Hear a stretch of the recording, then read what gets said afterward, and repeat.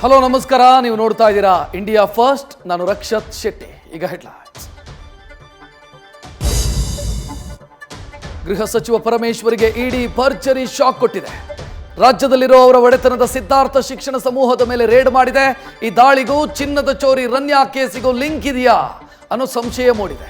ಇದು ಬಿಜೆಪಿ ಕಾಂಗ್ರೆಸ್ ನಡುವೆ ವಾಕ್ ಸಮರಕ್ಕೂ ನಾಂದಿ ಹಾಡಿದೆ. ಸಿಎಂ ಸಿದ್ದರಾಮಯ್ಯ ಅವರ ನಗರ ಪ್ರದಕ್ಷಿಣೆಯ ಆರಂಭದಲ್ಲೇ ರೆಡ್ ಕಾರ್ಪೆಟ್ ವಿಚಾರ ವಿವಾದಕ್ಕೀಡಾಗಿತ್ತು. ಬಸ್ನಲ್ಲಿ ಮಳೆ ಹಾನಿ ಪ್ರದೇಶಕ್ಕೆ ಭೇಟಿ ನೀಡಿದ್ದಕ್ಕೆ ಸಿದ್ದು ವಿರುದ್ಧ ಮಹಿಳೆಯರು ಗರಂ ಆದರು. ಮುಖ್ಯಮಂತ್ರಿಯನ್ನೇ ಚರಂಡಿಗೆ ದಬ್ಬಿದ್ರೆ ನಮ್ಮ ಸಮಸ್ಯೆ ಏನಂತ ಗೊತ್ತಾಗ್ತಿತ್ತು ಅಂತ ಕಿಡಿಕಾರಿದರು.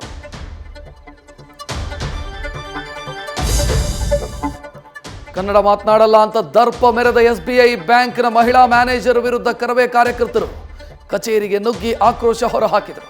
ಇದಕ್ಕೆ ಬೇಕಾಬಿಟ್ಟಿಯಾಗಿ ಕ್ಷಮೆ ಕೇಳಿದ ಪ್ರಿಯಾಂಕಾ ವಿರುದ್ಧ ಮತ್ತೆ ಕನ್ನಡಿಗರು ಸಿಡಿದೇಳ್ತಾ ಇದ್ದಂತೆ ಅಧಿಕಾರಿಯನ್ನ ಎತ್ತಂಗಡಿ ಮಾಡಲಾಗಿದೆ. ಕರ್ನಾಟಕದ ಕುಮ್ಕಿ ಆನೆಗಳು ಗಜ ಗಾಂಭೀರ್ಯದಿಂದ ಆಂಧ್ರಕ್ಕೆ ಕಾಲಿಟ್ಟಿದೆ. ಮಾನವ ಆನೆಗಳ ಸಂಘರ್ಷ ತಪ್ಪಿಸಲು ಸಿಎಂ ಸಿದ್ದರಾಮಯ್ಯ ಆಂಧ್ರ ಡಿಸಿಎಂಗೆ 5 ಆನೆಗಳನ್ನು ಹಸ್ತಾಂತರಿಸಿದರು.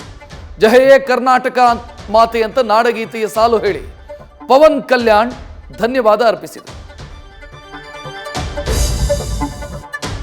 ವಿಶ್ವದ ಮುಂದೆ ಪಾಕ್ನ ಉಗ್ರಮುಖ ಬಯಲು ಮಾಡಲು ಮೊದಲ ಹಂತವಾಗಿ ಶ್ರೀಕಾಂತ್ ಶಿಂದೆ ನೇತೃತ್ವದ ಸರ್ವಪಕ್ಷ ಸದಸ್ಯರ ನಿಯೋಗ ಯುಎಇಗೆ ಹಾರಿದೆ.